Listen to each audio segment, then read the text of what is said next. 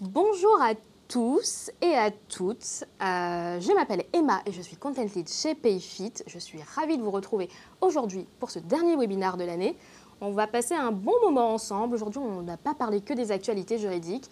Installez-vous. Nous avons des personnes de PayFit dans le chat. Donc, si vous avez des problèmes de connexion, etc., n'hésitez pas à envoyer un petit message dans le chat. On pourra en prendre connaissance.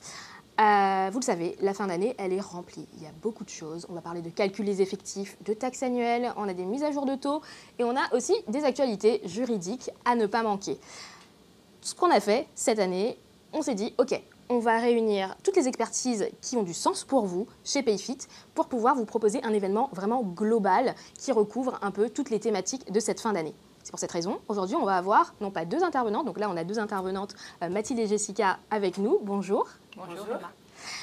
Donc du coup qui sont juristes et expertes paye, mais nous aurons également un expert produit qui va nous rejoindre ensuite et une experte solution PayFit qui va justement revenir aussi sur les principales tâches à faire en cette fin d'année. On va revenir un petit peu sur le programme.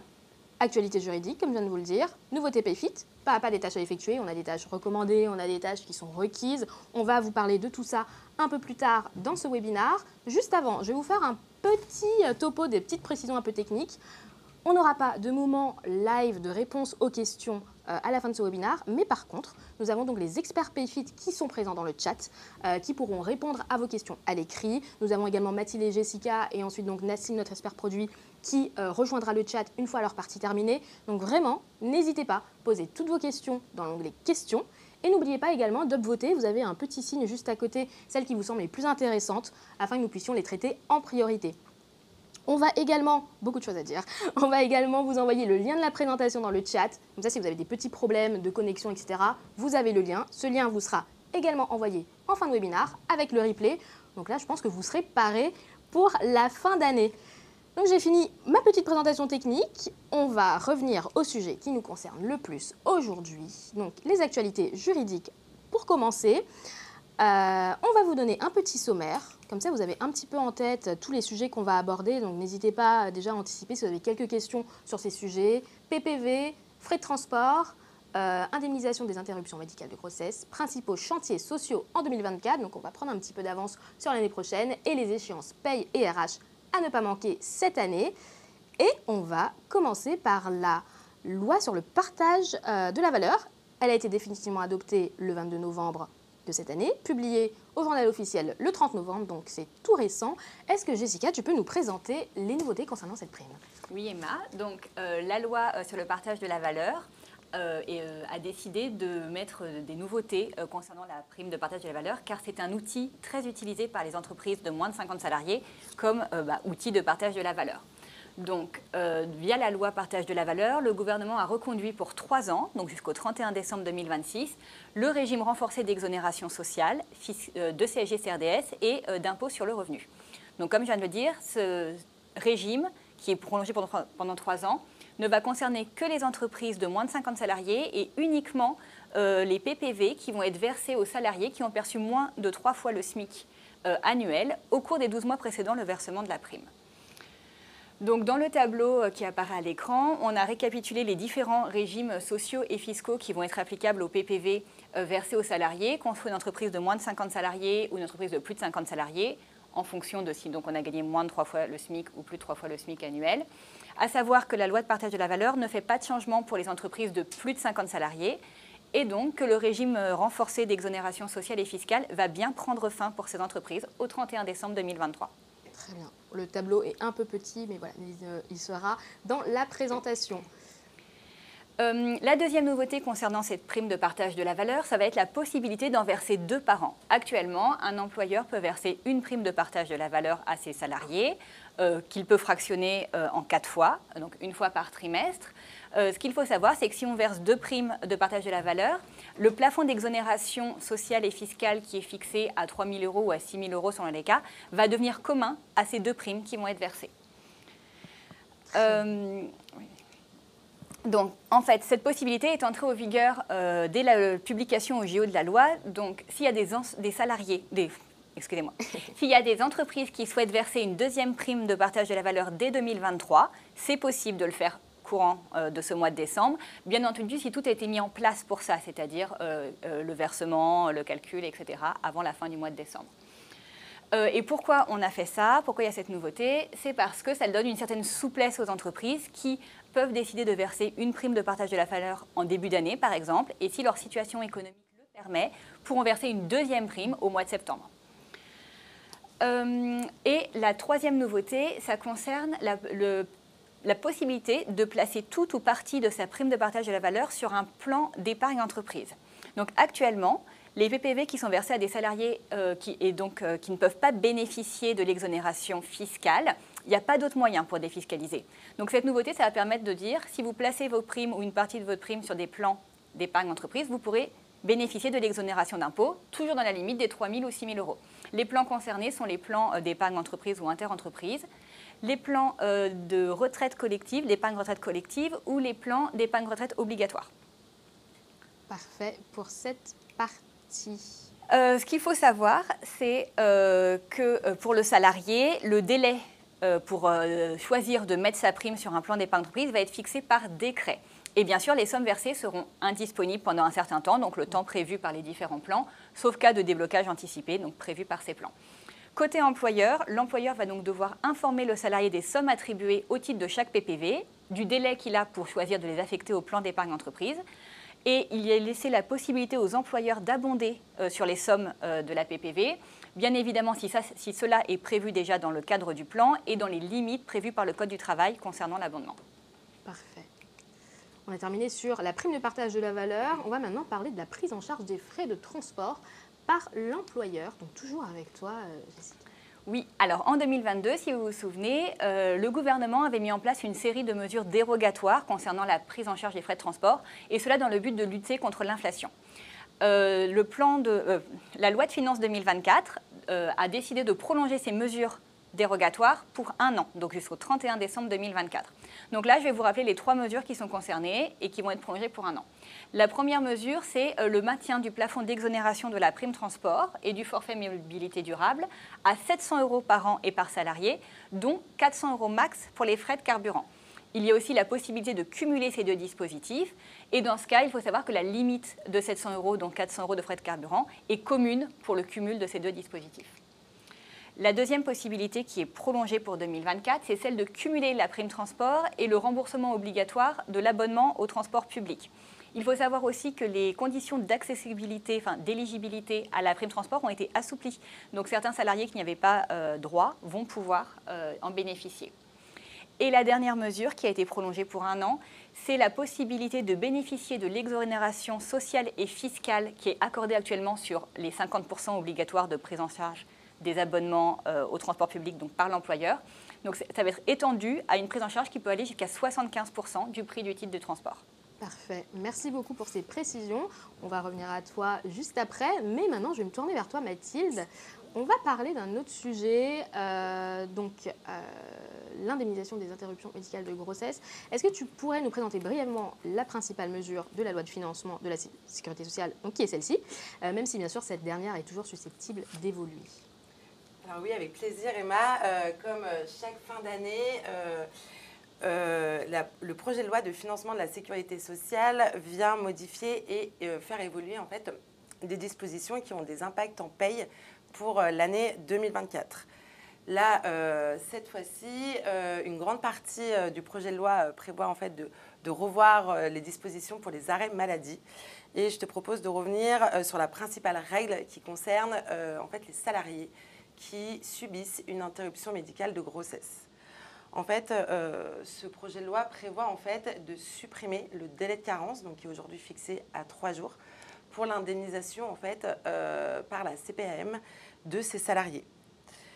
Le projet de loi précise que cette suppression en fait du délai de carence va s'appliquer en fait aux arrêts maladie qui seront prescrits à une date définie par décret et au plus tard au 1er juillet 2024.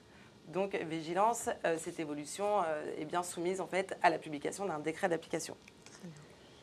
Ici, suite à cette évolution, 2 alertes pour les employeurs, dont la première est si en fait un accord collectif ou une convention collective prévoit le versement en fait du maintien de salaire, donc total ou partiel de salaire sous déduction des IGSS durant les 3 premiers jours d'arrêt.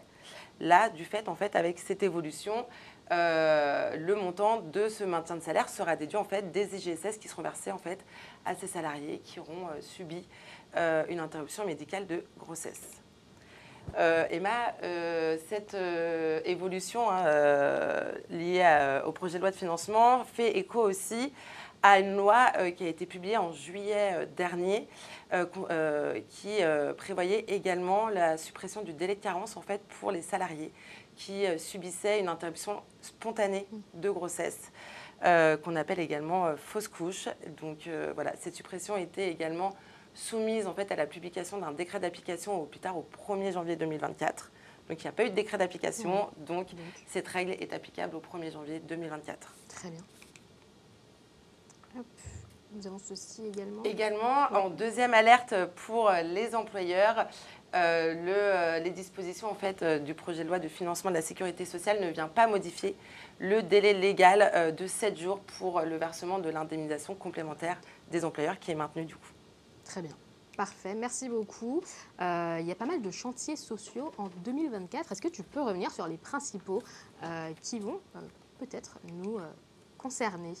Alors oui, on peut voir depuis tout à l'heure, la fin d'année est riche en actualité comme chaque fin d'année, mais on sait d'ores et déjà que l'agenda est bien rempli pour le premier semestre 2024 suite à différentes annonces du gouvernement ces derniers jours et ces dernières semaines. Et je te propose de revenir sur les trois principaux chantiers en matière de droit social.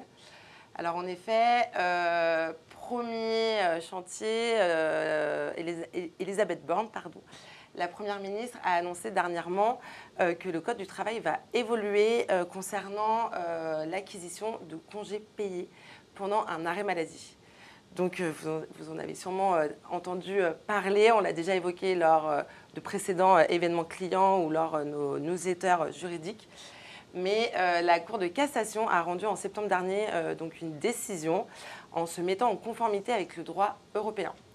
Donc dans cette décision, les juges ont affirmé que un salarié pouvait continuer à bénéficier de congés payés pendant un arrêt maladie. Donc cette décision, en fait, elle est à l'inverse de ce que prévoit le Code du travail actuellement en France, car ces périodes ne sont pas assimilées en fait, à du temps de travail effectif pour la détermination des congés payés. Bon, sachez que la Première ministre a tout de même annoncé qu'elle voulait limiter les impacts pour les entreprises, mais on n'a pas plus d'informations à ce jour. Donc à suivre. À suivre, exactement. À suivre et 2 mesures en réflexion. Oui, donc 2 mesures en réflexion pour l'année 2024. Également, le gouvernement a annoncé récemment qu'il voulait réfléchir sur une éventuelle réforme de la rupture conventionnelle, donc suite aussi également à la loi sur la réforme des retraites.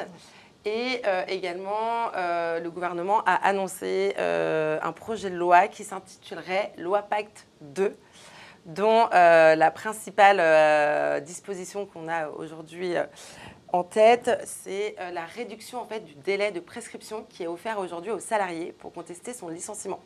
Aujourd'hui, le salarié a 12 mois pour saisir la justice, pour contester son licenciement, et la volonté, ça serait de le réduire à 2 mois. Mais encore une fois, on est encore à l'étape du projet, donc tout peut encore changer. Donc, à suivre. À suivre aussi également. À suivre, et on vous en parlera dans tous les cas, voilà, s'il y a des évolutions, des choses à savoir dans nos communications, parce que ce sont des choses qui peuvent avoir un impact sur votre gestion en entreprise. Donc voilà, on vous informe de ça dans nos newsletters, très probablement lors du prochain webinaire, si on a des actualités. Et maintenant, nous allons parler des principales échéances paye et RH à ne pas manquer, avec un focus Mathilde donc sur la prime de 13e mois. Oui, donc la prime de 13e mois est souvent prévue par une convention collective, un accord d'entreprise ou bien une décision unilatérale ou voire par le Code du travail. Mais retenez bien que, par le contrat de travail, pardon, parce que retenez bien, le Code du travail ne prévoit pas en fait le versement de cette prime. Elle est bien issue d'une négociation collective. Donc généralement, elle est versée une fois par an, donc au mois de décembre, même s'il est possible qu'elle soit versée via des acomptes habituellement au mois de juin. Donc il faut bien penser en cette fin d'année de bien verser le montant prévu par vos accords collectifs. Dans PayFit, vous pouvez vous rendre et renseigner directement cette prime via la fonctionnalité des primes automatiques et que vous pouvez retrouver du coup dans l'onglet éléments de rémunération côté entreprise. Parfait. Un deuxième point sur la fin de période RTT. Oui, également la fin d'année est généralement la fin de prise des RTT. Donc là, de la même manière, les jours de RTT sont prévus par des accords collectifs et habituellement, la période de prise en fait s'étale sur une année civile. Donc acquisition au 1er janvier de l'année et fin de prise au 31 décembre de l'année civile. Mais la question ici peut se poser de qu'est-ce qui se passe s'il reste des jours de RTT à mon salarié qui n'a pas pris la totalité au mois de décembre. Là, ici, deux options possibles, deux principales options offertes aux employeurs. Un, la tolérance. Donc, l'employeur peut décider de reporter ces jours de RTT et, à une date, par exemple, au 31 mars 2024. Ou bien, il existe aussi la possibilité de payer ou de placer sur un compte épargne-temps ces jours de RTT. Aussi, on peut se rappeler que depuis 2022, il existe un dispositif exceptionnel de monétisation des jours de RTT acquis entre 2022 et 2025 qui peut être du coup monétisé à la demande du salarié et même si un accord collectif ne le prévoit pas. Mais en tout état de cause, même si un accord collectif ne le prévoit pas et le salarié n'en fait pas la demande, donc en fait les jours de RTT seront définitivement perdus. Bon, voilà. Donc on vous conseille de les poser. Merci beaucoup Mathilde pour ces précisions. On va donc revenir avec toi, donc avec Jessica, qui va donc revenir sur une autre actualité, le dernier trimestre de versement possible pour la PPV de 2023. Oui, Emma, donc on en parlait tout à l'heure. Donc la prime de partage de la valeur va bénéficier de nouveaux régimes dès 2024. Et donc effectivement, tout ce qui concerne 2023, les plafonds d'exonération vont donc être remis à zéro au 1er janvier 2024. Donc si vous avez déjà versé des primes de partage de la valeur, c'est le dernier trimestre pour pouvoir verser par exemple un ultime fractionnement. Ou même si vous n'avez pas versé mais que vous envisagez de faire, pour bénéficier de tous les seuils d'exonération 2023, il faut donc le faire courant de ce mois de décembre. Très bien. Une autre actualité de cette fin d'année, c'est la déclaration des facteurs de risque professionnel en DSN. En effet, tous les employeurs qui ont des salariés qui sont concernés par les risques professionnels couverts par le compte professionnel de formation, qu'on appelle aussi le C2P, vont devoir le déclarer dans la DSN du mois de décembre 2023 à échéance du 5 janvier ou du 15 janvier 2024. Pour rappel, les facteurs de risque qui sont concernés, c'est le travail en milieu hyperbare, le travail en température extrême, l'exposition au bruit, le travail répétitif, le travail en équipe successive alternante et le travail de nuit. Attention, pour information, en 2023, les seuils d'exposition qui concernent le travail en équipe successive alternante et le travail de nuit ont été abaissés. Donc des salariés qui n'étaient peut-être pas concernés l'année dernière vont se retrouver concernés par ces seuils d'exposition facteurs de risque et donc vont devoir être déclarés cette année. Très bien. Et enfin, la dernière actualité, mais qui est un peu en fait finalement le sujet d'aujourd'hui, c'est l'évolution des barèmes à partir de janvier 2024. Donc tous les ans, à la fin de l'année, et surtout au début d'une année, il y a les barèmes qui évoluent et donc il y a plusieurs évolutions possibles. On en cite ici quelques exemples parmi tous ceux qui vont changer. Il y a la valeur du plafond de sécurité sociale sur lequel est calculé beaucoup de cotisations. L'augmentation de la valeur du SMIC, les valeurs forfaitaires des avantages en nature, nourriture, nouvelles technologies, logement, etc.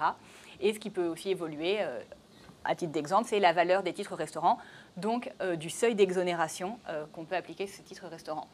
Donc ces mises à jour, elles sont faites automatiquement dans PayFit, mais il y en a certaines qui vont peut-être nécessiter des actions de la part des employeurs, des clients PayFit. Et entre autres, par exemple, le SMIC, qui, si on est concerné, si on a des salariés qui, suite à l'évolution du SMIC, se retrouvent sous le seuil légal, vont devoir être mis à jour. Et donc, si on est concerné, on va avoir cette tâche requise sur laquelle il va falloir agir pour mettre à jour les salaires de mes salariés. Parfait. Eh bien, merci beaucoup à toutes les deux. Donc voilà, comme je vous l'ai dit tout à l'heure, donc Mathilde et Jessica vont rejoindre le chat. Donc n'hésitez pas à leur poser les questions que vous avez sur les sujets qui ont été abordés. Il n'y a pas de problème. Upvotez les questions. En attendant, on vous poste également dans le chat une enquête un peu sur le métier des RH. Donc c'est le baromètre RH que l'on fait en partenariat avec les éditions Tissot. Si vous êtes RH et si vous souhaitez répondre à ce baromètre, n'hésitez pas à le consulter. Le lien sera dans le chat et on se retrouve dans quelques instants, dans un peu moins d'une minute, avec Nassim, donc, qui nous présentera les nouveautés produits qui, on l'espère, vont vous faciliter la vie en cette fin d'année. A tout de suite.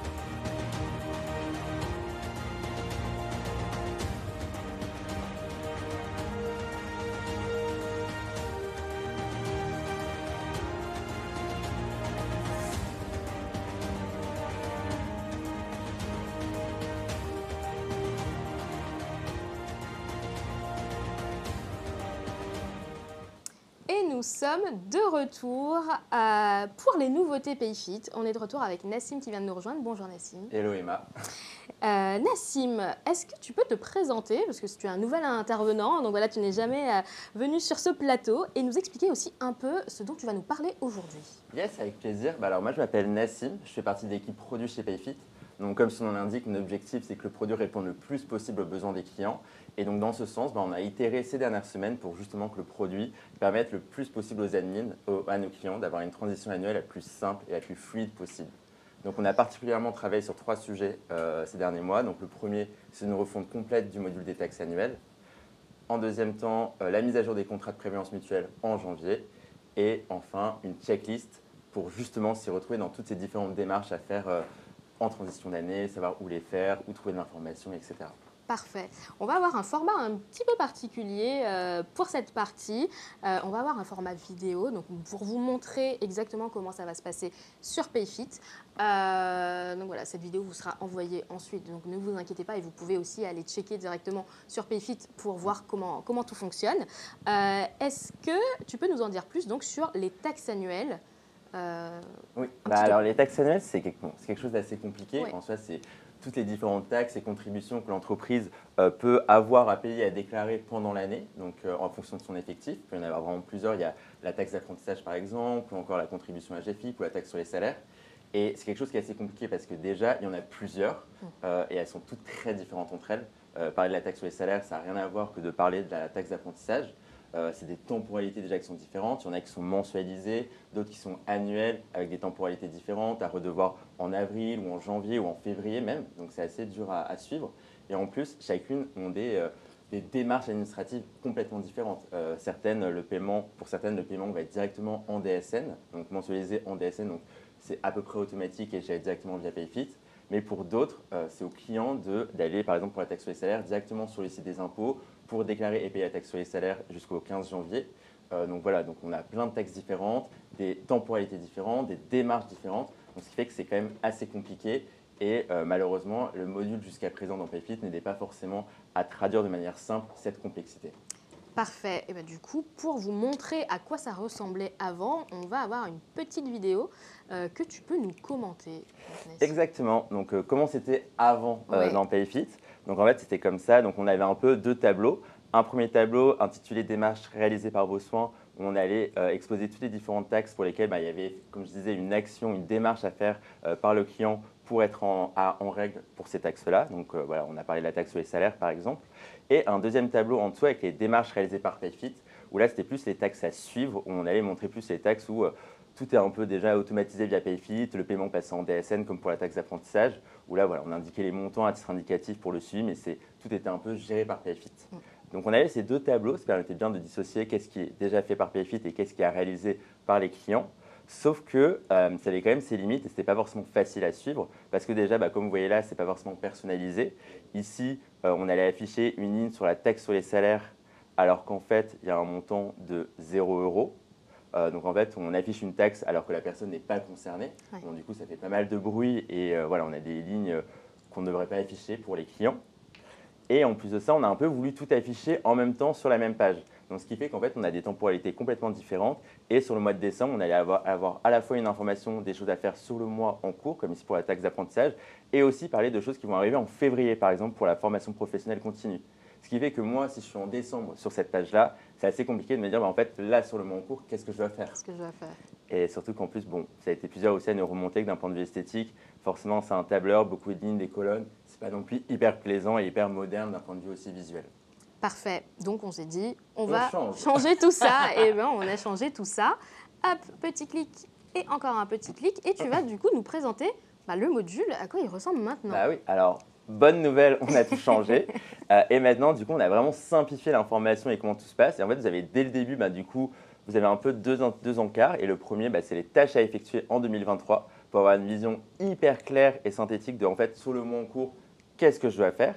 Donc, vous avez les tâches à effectuer en 2023 avec, du coup, sur le mois en cours, en décembre, là, qu'est-ce que je dois faire. Ici, on voit par exemple que le client doit payer la taxe sur les salaires. Il a du coup un petit guide qu'il peut suivre et qu'il a jusqu'au 31 janvier. Bon, là, c'est un établissement test, c'est jusqu'au 15 janvier. Et après, s'il veut commencer le paiement, il n'a plus qu'à cliquer sur commencer. On va lui fournir un guide et essuyer les démarches. En janvier, là, décembre, c'était sur l'année. Mais si après, lorsque vous serez en janvier, on a une nouvelle année du coup et vous aurez accès du coup aux tâches à faire en janvier, mais aussi à un encart les prochains mois pour anticiper les démarches sur les prochains mois. Donc ça, ce n'est pas possible en décembre parce qu'on est en fin d'année, mais dès que vous serez en janvier, vous aurez aussi la vision soit sur le mois en cours pour savoir ce qu'il y a à faire en cours. Et si vous voulez anticiper, vous pouvez cliquer sur les prochains mois et du coup avoir les démarches qui vont arriver dans l'année pour anticiper éventuellement pour ceux qui veulent prendre de l'avance sur les taxes. Parfait. Moi, personnellement, je trouve ça plus clair. Donc, on espère que ça va vous aider. Donc là, on a vu à quoi ça ressemble. Est-ce que tu peux nous détailler un petit peu plus en détail? Parce que là, on a vu, il y a pas mal de choses. Il y avait un petit bloc en bas. Est-ce que tu peux nous détailler un peu plus tout ce qu'il y a sur cette interface? Oui, avec plaisir, Emma. Comme je vous ai dit, il y a un premier encart qui sont les tâches à effectuer. Ouais. Qui va apparaître. Exactement, voilà, petit bug technique. Les tâches à effectuer. Et donc, sur qu'est-ce qui est attendu de ma part pour être en règle sur les taxes. Et après, si on va avoir plus d'infos, on a des questions vraiment sur les taxes spécifiquement, sur les montants, sur les déclarations. On a un deuxième encart qui est détail des taxes et contributions, où là, on a vraiment une vision exhaustive sur toutes les différentes taxes. Comme ça, on voit, pour savoir s'éduquer quelles sont les différentes taxes, avec une vision directe sur est-ce que je suis concerné ou non. Comme ça, on voit directement pour quelle taxe je suis assujetti et pourquoi. Donc après, si on veut plus d'informations, on clique sur voir ma situation. Et là, on a vraiment un détail. Par exemple, là, pour la taxe d'apprentissage, on a toute une page qui va vraiment nous détailler tout sur la taxe d'apprentissage pour tout savoir. Donc dans ce encart, vous avez tout en haut les questions fréquences, une sorte de FAQ avec les principales questions qui nous sont remontées sur la taxe d'apprentissage. Pour avoir plus d'informations, il vous suffit juste de cliquer sur une des questions et après, ça va déplier le texte pour répondre à la question. Donc par exemple, là, comment est payée cette taxe? Si vous voulez savoir, cliquez et ça s'affiche. Et ensuite, si on descend en dessous de cette FAQ, là, vous avez 4 onglets, donc 3 qui sont génériques à toutes les taxes, information générale, montant, déclaration, et un quatrième qui est spécifique en fonction de la taxe. Ici, on a dépenses déductibles, c'est spécifique à la taxe d'apprentissage, il ne sera pas forcément sur les autres taxes. Donc, dans information générale, là, comme son nom l'indique, c'est vraiment les grandes informations clés sur la taxe. Donc, savoir comment est calculé, déjà, qu'est-ce que cette taxe, comment est calculé le montant, qui doit payer, donc quelles sont les règles d'assujettissement. Et à chaque fois, on va vous indiquer un peu le texte de loi, le texte générique pour comprendre la taxe, et de manière spécifique, vous, en quoi ça vous concerne, vous, votre situation. Très bien. Donc là, par exemple, quelles sont les règles d'assujettissement qui font qu'on est assujetti à la taxe d'apprentissage, et est-ce que vous êtes assujetti en fonction de ces règles-là, etc.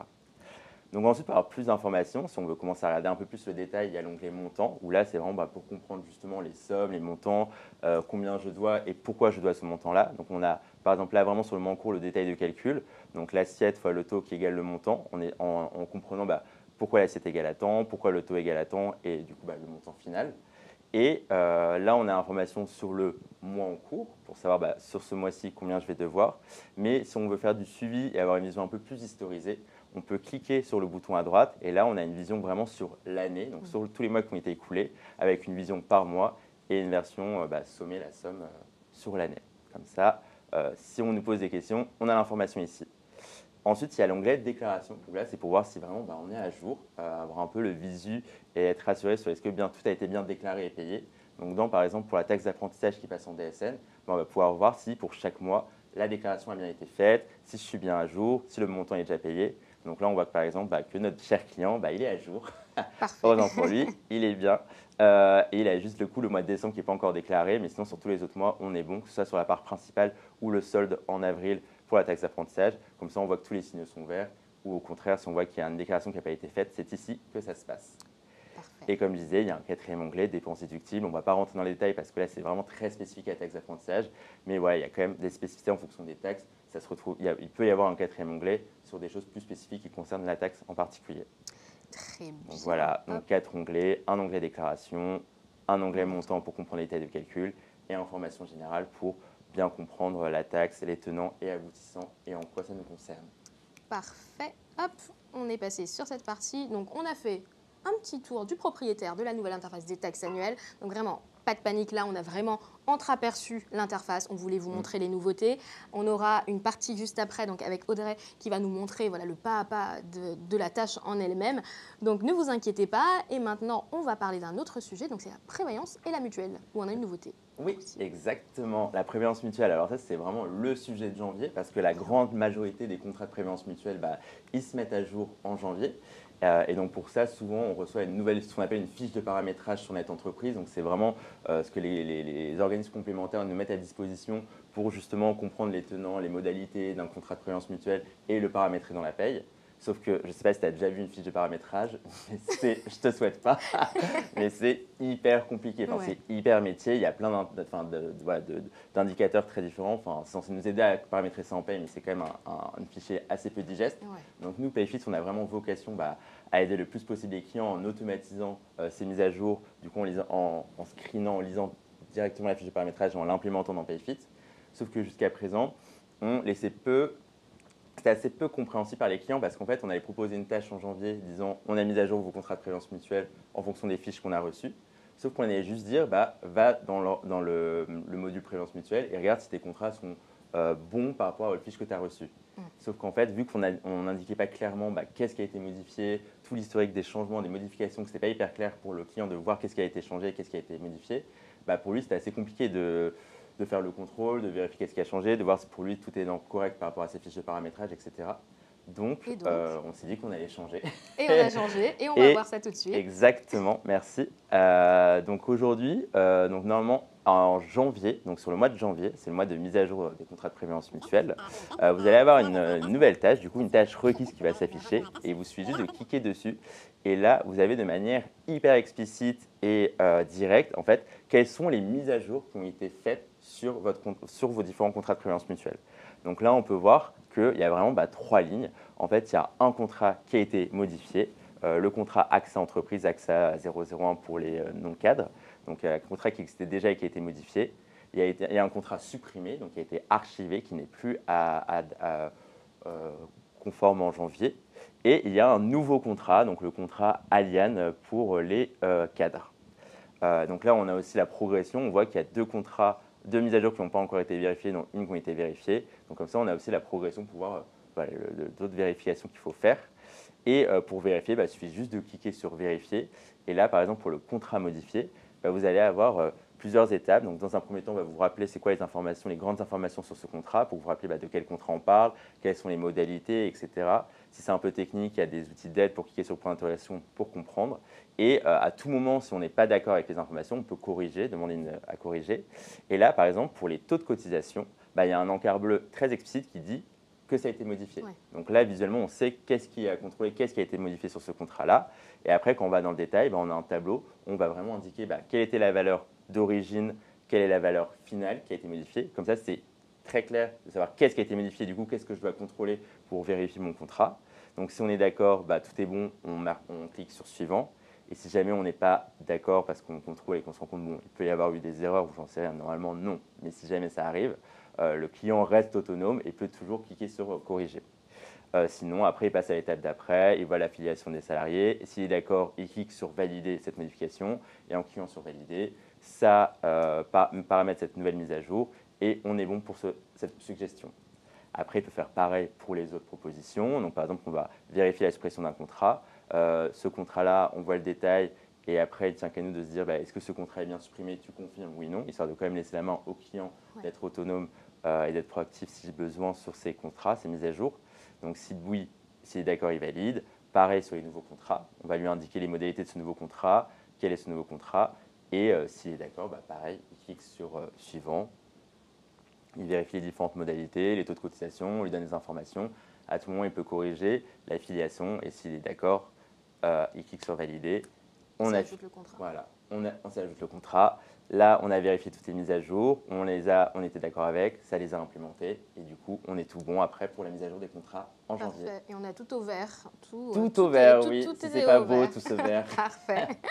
Donc là, on a quand même pas mal de choses. On a des mises à jour, on a des taxes annuelles, on a beaucoup de choses. Comment on peut s'y retrouver plus facilement sur Payfit? Je crois qu'on a un petit bonus à vous montrer. Pour ça aussi, on a un petit bonus. Effectivement, on a plein de différentes tâches à faire qui sont dans différents endroits, dans les tâches, sur le module taxe annuel, etc. On se dit comment on va s'y retrouver un peu dans tout ça. Pas de panique, on a aussi une solution pour ça. Et là, voilà la solution. La checklist. Mais qu'est-ce que c'est qu'une checklist? Alors la checklist, c'est votre tout nouvel outil qui va s'ouvrir en fait, comme ça, dans la petite popine en bas à droite de l'outil que vous avez pour le bot pour poser les questions. Donc ça, vous aurez une petite checklist qui s'affichera en bas à droite avec un petit texte explicatif pour la philosophie. Donc voilà, c'est les tâches de décembre. Donc en décembre, vous n'aurez vraiment que les tâches qui concernent le mois de décembre. Et en janvier, vous aurez la même checklist sur le mois de janvier. Donc on indique une liste de tâches avec un certain ordre, mais c'est à titre indicatif. L'ordre elles sont toutes indépendantes. Et si vous voulez commencer, vous cliquez sur marketeur terminé. Et après, vous aurez les différentes tâches. Donc voilà, vous pouvez anticiper, regarder les autres tâches. Il n'y a pas forcément un ordre vraiment établi. Mais après, si vous voulez commencer, vous ouvrez la tâche concernée, par exemple les effectifs. Vous avez un petit texte, un lien vers un article du Help Center pour si vous voulez savoir un peu plus sur qu'est-ce que l'effectif, comment ça se calcule, etc. Et si vous voulez y aller, après, il n'y a plus qu'à cliquer sur le bouton mettre à jour. Ça vous emmène directement vers la tâche. Et là, il n'y a plus qu'à suivre un peu justement cette tâche-là et se laisser porter, suivre les différentes indications, les calculs, mettre à jour son effectif. Après, vous cliquez sur valider une fois que c'est fait. Et après, pour s'y retrouver, vous cliquez sur marquer comme terminé dans la checklist et on se dit, OK, ça, c'est fait, barré, on n'en parle plus et on passe à l'étape d'après. Donc après, c'est la même logique pour les autres. Donc voilà, il y a les RTT, comme on a parlé avec Jessica tout à l'heure. Il y a d'autres infos.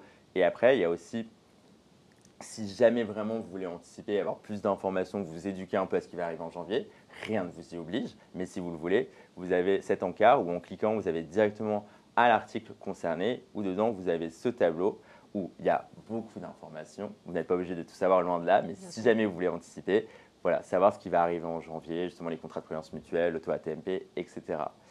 Une fois que tout est bon, vous marquez comme terminé, on valide tout. Sachez qu'à tout moment, si vous sortez, vous pouvez aussi fermer cette checklist en cliquant sur le bouton en bas à droite pour la déplier et vous la retrouvez en recliquant sur ce bouton en bas à droite. Comme ça, vous ne la perdez pas, mais vous pouvez aussi réduire la voilure si besoin. Vous cliquez sur marquer comme terminé partout et là, voilà, on a tout fini, on a tout complété, on est prêt à passer en janvier et c'est tout bon pour décembre. Parfait. Eh bien, écoute, merci beaucoup Nassim pour toutes ces précisions. Donc on espère que tout ça va vous faciliter un peu quand même la tâche en cette fin d'année. Comme tout à l'heure, comme pour Mathilde et Jessica, Nassim va nous quitter là tout de suite et consulter le chat et l'onglet questions. Donc voilà, n'hésitez pas si vous avez des questions sur ce qu'il vient de présenter afin qu'il puisse vous apporter des précisions. Et on se retrouve dans quelques instants pour la dernière partie de ce webinaire consacré au pas à pas des tâches requises, recommandées. On va parler de tout ça avec Audrey. Donc restez avec nous, on en a pour une toute petite minute et merci encore Nassim. Merci Emma.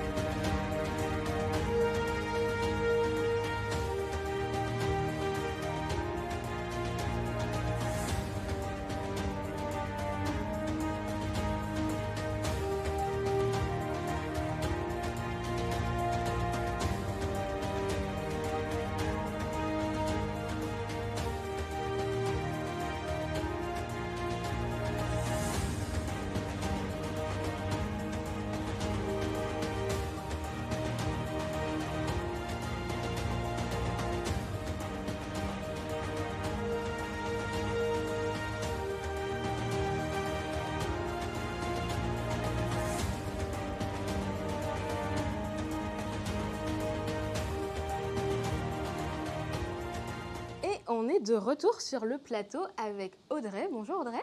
Bonjour Emma, bonjour à tous.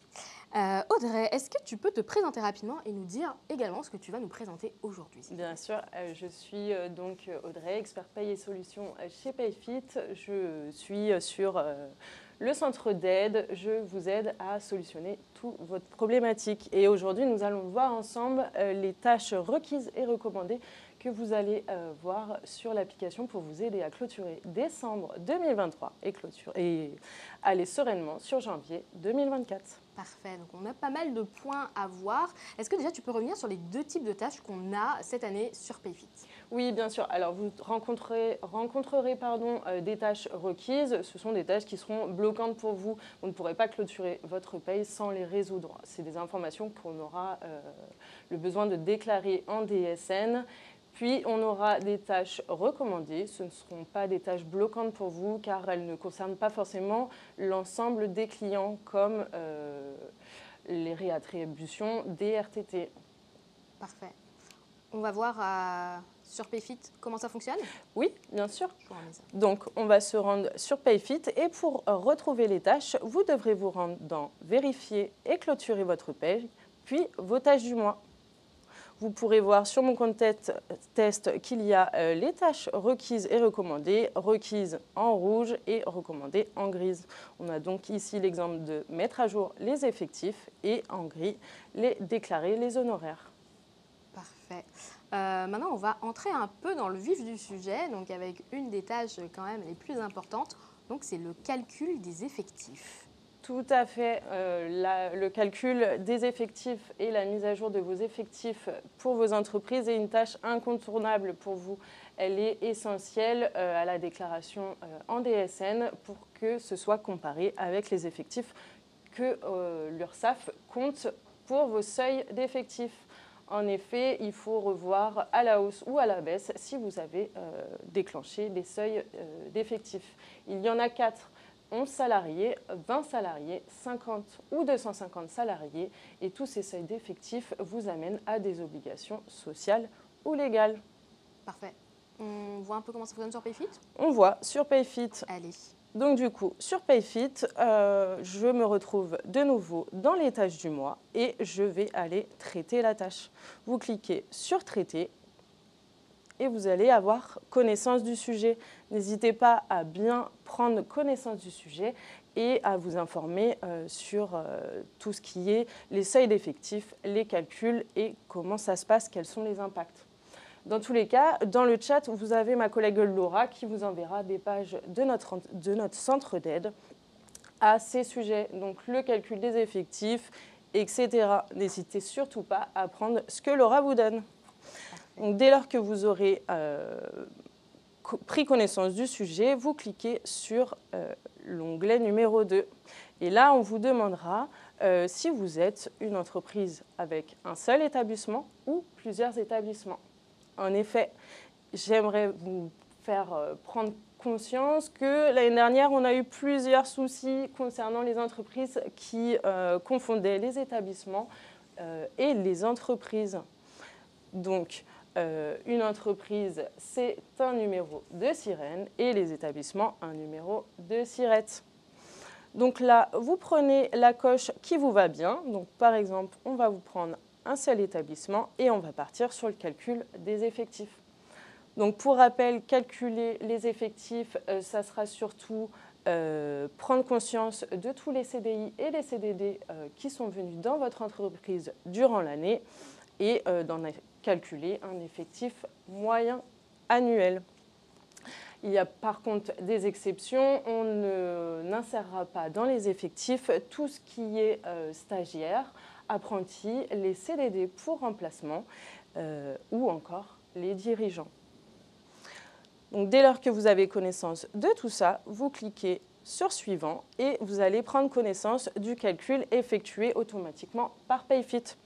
Donc, Payfit vous donne un effectif moyen annuel sur ce qu'il a en connaissance sur Payfit.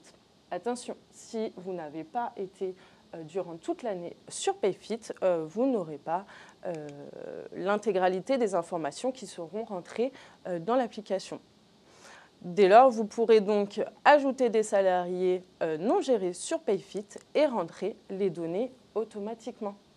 Donc ça sera surtout pour les personnes qui n'ont pas encore été sur toute l'année sur Payfit ou encore, vous avez aussi parfois des salariés qui ont été non gérés sur Payfit.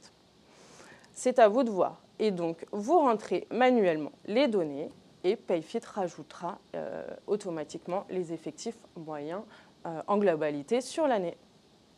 Vous allez sur Suivant et vous aurez un récapitulatif des effectifs avant de valider l'information.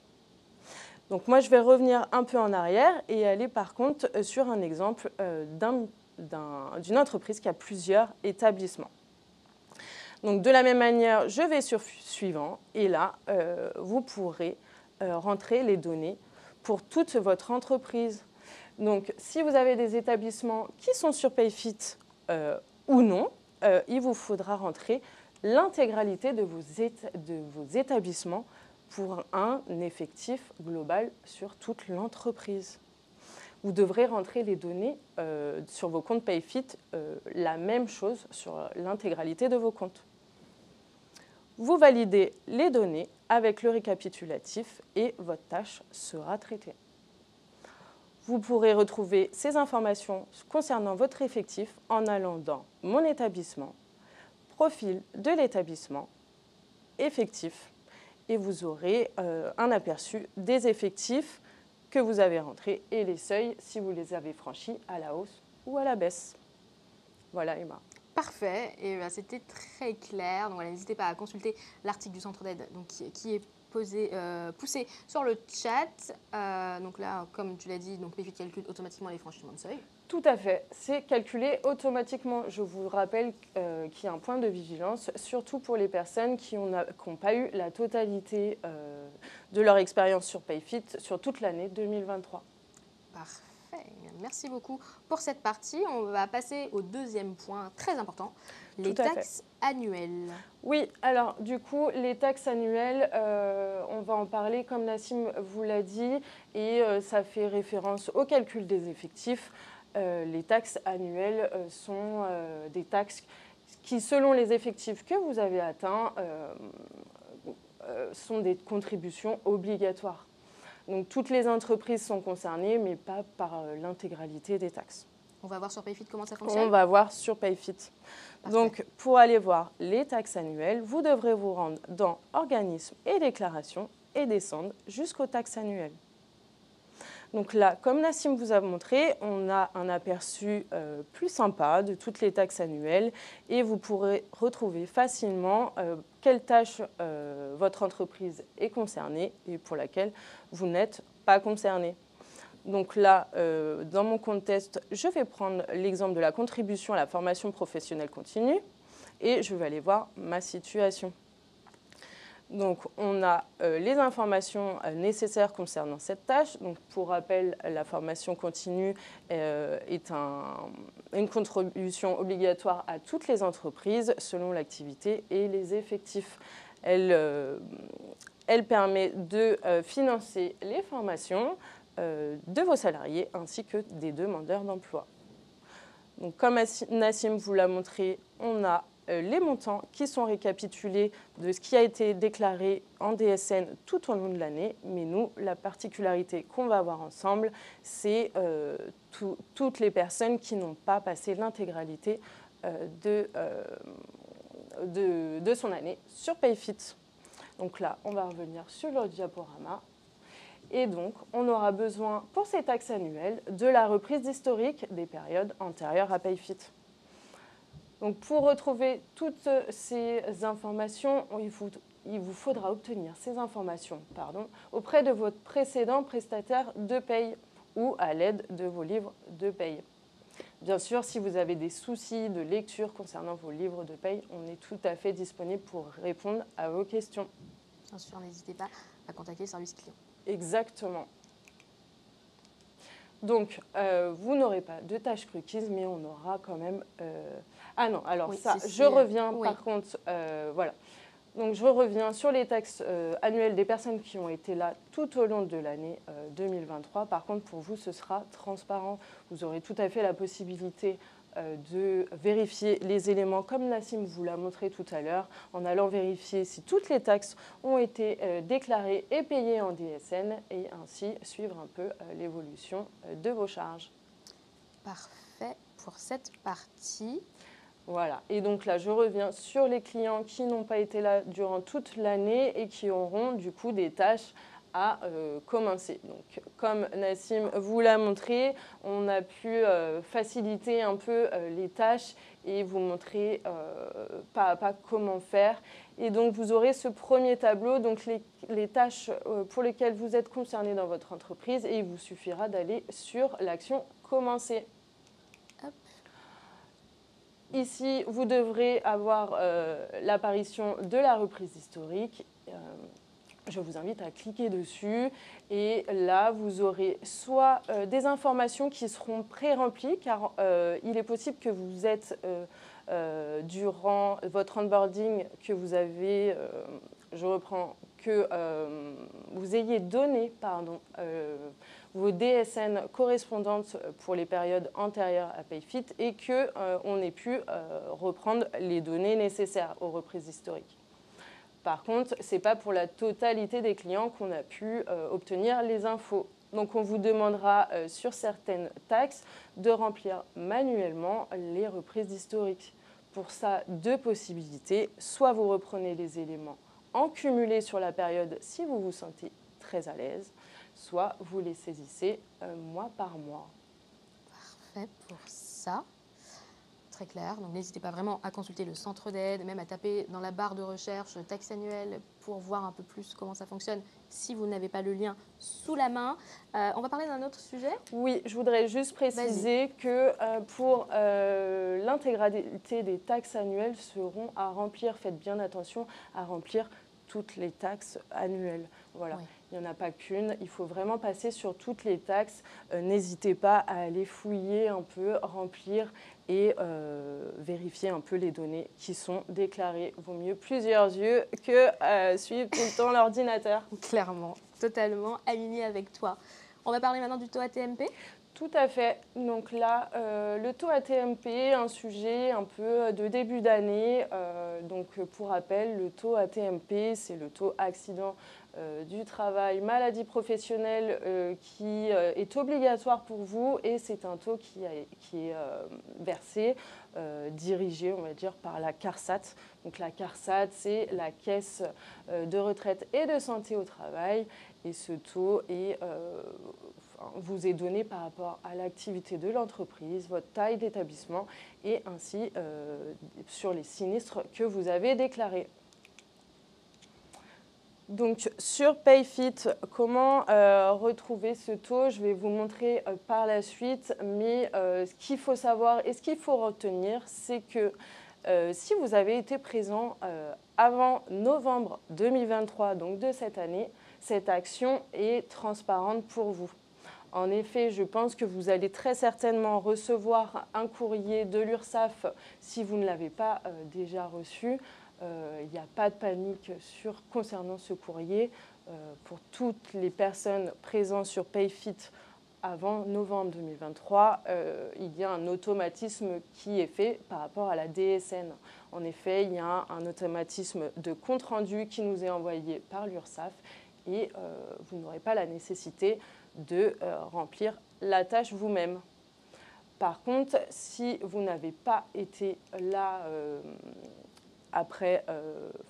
si vous êtes venu en novembre 2023, novembre, décembre, là, on va faire peut-être un point d'attention à ce sujet parce que l'automatisme entre la DSN et les comptes rendus reçus par l'URSSAF ne seront pas forcément faits directement dès votre arrivée. Donc là, on va aller voir sur PayFit comment mettre ce taux à jour. Il vous faudra vous rendre dans Paramètres de paye, Cotisations, taxes et DSN et de descendre jusqu'à Taux AT-MP. Donc là, vous avez la possibilité de modifier les éléments en cliquant sur Modifier et de modifier le taux par rapport à ce qui vous a été envoyé. Encore une fois, pas de panique, si vous n'avez pas reçu ce taux par courrier, vous avez tout à fait la possibilité de vous rendre sur votre compte URSSAF, sur le compte Net Entreprise ou encore de vous rendre auprès de la CARSAT de votre région.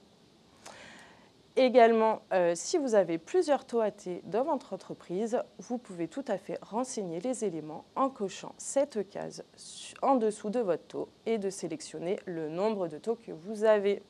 Donc là, moi, si j'en ai 2, je peux rentrer les éléments sur 2 taux AT. En effet, cela arrive si vous avez des fonctions support et exécutif qui ont bien des sinistres différents dans la vraie vie. Voilà, donc vous rentrez les 2 taux. Si moi, je vous prends en exemple ici un deuxième taux et que j'indique que c'est une fonction support, je peux sauvegarder les changements, revenir dessus à nouveau et appliquer le taux à mes salariés par rapport à leurs fonctions et leur métier. Et voilà pour le taux AT. Parfait, merci beaucoup. Là, on a fait quand même le plus gros, je pense. On a fait le plus gros des sujets. Il nous restera à voir quelques tâches qu'on vous a précédemment présentées.